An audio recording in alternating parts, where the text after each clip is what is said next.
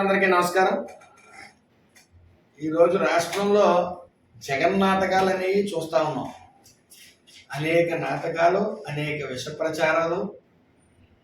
గత 5 ఏళ్ళలో మీరు చేసింది ఏంటయ్యా అంటే ఎంతసేపు మా ఇంటికి కూడా పీకలేరని చెప్పి మీరేమీ పీకలేకపోయారు 5 సంవత్సరాలు.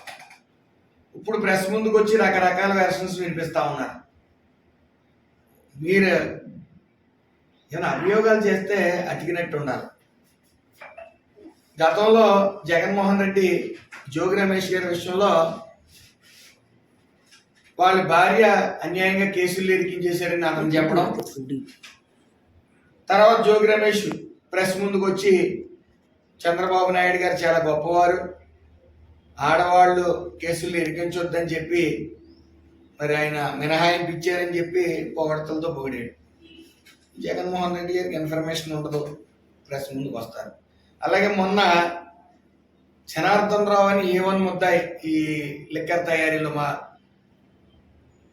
కల్తీ లిక్కర్ తయారీలో A1 ముద్దాయి, ఇతనికి అసలు పరిచయం లేదు.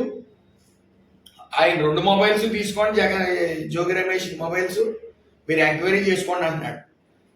ఈయన జోగి రమేష్ ఏమో నాకు పరిచయం ఉంది, మా ఇంటి దగ్గరలోనే చిల్లర కొట్టేస్తుంది, మీ అందరం చాంచిగిరి దోస్తులు మేము అని ఆయన చెప్తా ఉన్నాడు. వీళ్ళు ఒక మాట అనుకునే అబద్ధాలు చెప్పినా బాగుండేమో, ఒక మాట అనుకోరు పాపం. ఆయన ఒకటి చెప్తాడు, ఈయన ఒకటి చెప్తాడు. మరి చులకన అయిపోతున్నారు జనాల్లో. 11 సీట్లు పరిమితం అయ్యారు. ఇలాంటి వ్యాఖ్యలు, ఇలాంటి వింత చేష్టలు, తుఫాను వచ్చిన 15 రోజులకి వెళ్ళటం, జెండాలు కట్టించుకోవడం, జై జై చెప్పించుకోవడం. ఆ పూల వర్షం ఏంటండి? మనం ఎందుకు వెళ్తున్నాం? రైతులు బాధల్లో ఉన్నారు, వెళ్ళాడు, బాగానే ఉంది. ఆయన మళ్ళీ పూల వర్షం ఆయన మీద. ఈ పేడ ఆర్టిస్టులతో ఈ తతంగం అంతా చేసుకుని మరి ఆయన ఓదార్పు, రైతులను ఓదార్చి కష్టాల్లో ఉన్న వాళ్ళకి ధైర్యం చెప్పడానికి వెళ్ళాడా? ఈయన పూల వర్షం చదివించుకుని పులివెందుల పులి సింహం చెప్పించుకోవడానికి వెళ్ళాడో వాళ్ళకి అర్థం కావట్లేదు. ఈ జోగి రమేష్ అనే వ్యక్తి ముందు జగన్మోహన్ రెడ్డి అగ్రిగోల్డ్ బాధితులు మేము ఆదుకుంటామని ఆయన, అప్పుల్లో ఉన్న మంత్రులందరూ కూడా గొప్ప గొప్ప వ్యాఖ్యలు చేశారు. మరి ఈయన జోగి రమేష్ గారు ఈ వెంటనే అగ్రిగోల్డ్ భూముల్ని స్వాహా చేయటం, వాళ్ళ కొడుకు పేరు మీద ఈయన పేరు మీద రాసుకోవడం, రెడ్డిగా దొరకడం మీరు అందరికీ తెలిసిందే.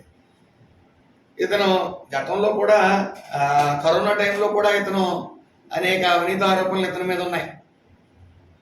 అంటే అప్పుడు కూడా కరోనాలో చనిపోయిన పార్థివ దేహాల మీద చిల్లర ఎదుర్కొన్నాడు ఇతను.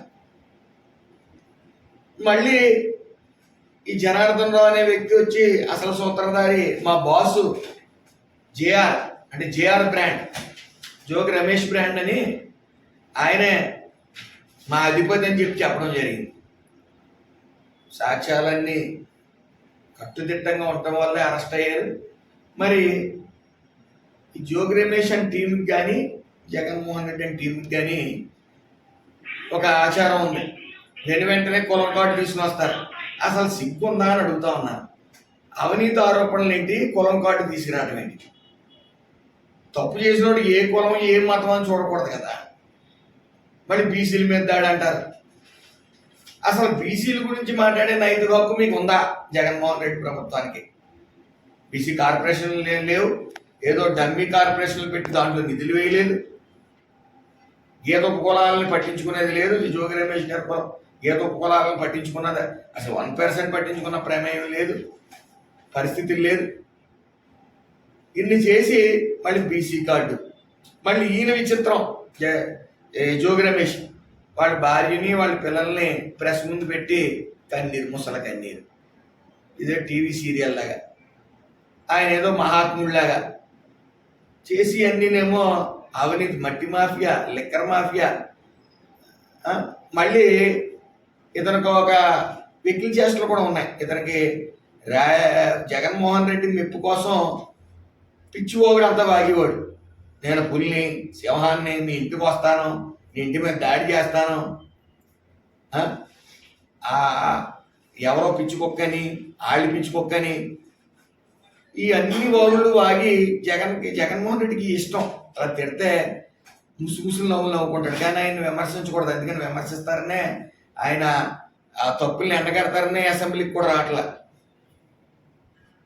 ఏం జరుగుతుంది? వాళ్ళ ఈ జేఆర్ బ్రాండ్ అధినేత జోగి రమేష్ ఎక్కడ పడితే అక్కడ అవినీతి చేసి ఇటు అగ్రిగోల్డ్ భూములు, ఇటు ఈ కల్తీ మద్యం, వాళ్ళు గవర్నమెంట్ ఉన్నప్పుడు ఎలాగ చేసుకున్నాడు. ఈ గవర్నమెంట్లో కూడా ఏదో ప్రభుత్వం మీద బురద జల్లుదామనో కొంత సంపాదించుకోవడం తగ్గింది కాబట్టి ఆ సంపాదనలోనే పడ్డాడు బాబు. నాటుసారా కూడా కాయిస్తా ఉన్నాడు అతను. ఇంకా అతను గురించి ఈ రాష్ట్ర ప్రజలు చేదరించుకునే పరిస్థితి వచ్చింది. జగన్మోహన్ రెడ్డి గారు కూడా పాపం వెనకేసుకుని వస్తున్నారు. అతనికి కూడా ఓటా ఉంటుంది కాబట్టి ఇంత పర్సెంటేజ్ జోగి రమేష్ పంపాలి కాబట్టి పంపి ఉంటాడు. అందుకనే జనార్దన్ రావు తెలియదని, ఏవన్ ముద్దా ఎవరికో తెలియదు అసలు ఆ జోగి రమేష్ కానీ ఆయన చెప్తుంటే, జోగి రమేష్ ఇంటర్వ్యూలో నాకు అతను అత్యంత సన్నిహితుడు చిల్లర కొట్టు దగ్గర ఉందని చెప్తా ఉన్నాడు. అది సిగ్గుందా మీకు అని అడుగుతా ఉన్నాను. రాష్ట్రంలో అనేక పెట్టుబడులు వస్తూ ఉన్నాయి. మన రాష్ట్ర ఆర్థిక వ్యవస్థ చిన్నాభిన్నం చేసేసారు గత 5 సంవత్సరాల్లో. కొత్త వాటిని తీసుకురాకపోగా 40 ఇండస్ట్రీస్ని ఇక్కడ నుంచి తరిగి పంపేసిన చరిత్ర మీది.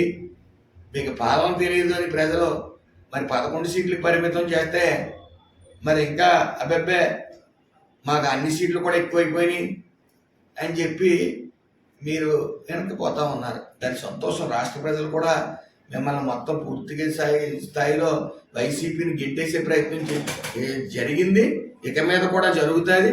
ఇంకా మీ బుద్ధి వంకర బుద్ధి. మీరు విషవృక్షం లాంటి వారు. మీరు ఏళ్ళు, కొమ్మలు, ఆకులు, ఎండిపోయిన ఆకులు కూడా మీరు విషమే. మీరు ఏం చెప్పినా ప్రజలు నమ్మే పరిస్థితుల్లో లేరు. నా ఒకటే ఒక సలహా, ఎవరన్నా అవినీతి చేసినప్పుడు అతను కూర్చోబెట్టి నీ పాత్ర ఎంత ఉంది, నా పాత్ర ఎంత ఉంది, లేకపోతే నువ్వేం చెప్పబోతున్నావు, నేను అదే చెప్తానని ఒక మాట మీదకి వచ్చి చెప్పండి అయ్యా బాబు. జోగి రమేష్ ఒకటి చెప్తాడు, జనార్దన్ రావు నా చిల్లర కొట్టు నాకు సమీప బంధు అని. నువ్వేమో అబ్బెబ్బే ఇతనికి తెలియదు 2 ఫోన్లు అట్టుకెళ్ళండి అంటాడు. ఎందుకు వచ్చింది ఇవన్నీ?